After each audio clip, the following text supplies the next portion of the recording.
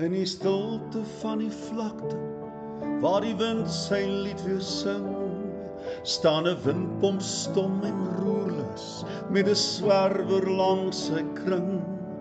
Hulle luister na die fluister van 'n ou verlore klank, en in die nag se koue skadu's dink al oor die lewe lank.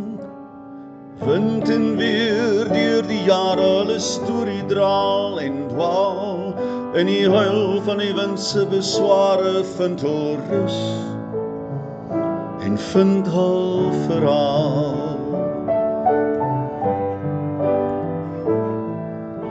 Die swerwer stap deur stof en skadu, maar sy gees bly altyd vry. Hy vind sy troos in 'n windpomp wat die storms trotseer en bly.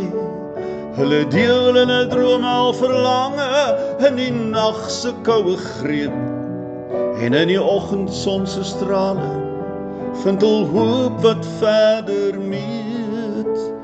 Wind en weer deur die jare hul storie draal en dwaal, in die huil van die wind se besware vind hul rus en vind hul verhaal.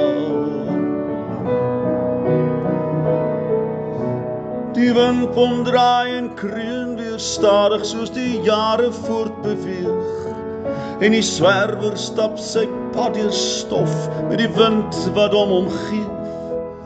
Hulle storie bly vertel word in die fluister van die bries, 'n lied van moed en volharding wat nooit sal verdwyn. Wind en weer deur die jare hulle storie draal en dwaal, in die huil van die wind se besware vind hul rus en vind hul verhaal. Ja, in die huil van die wind se besware vind hul rus en vind hul verhaal.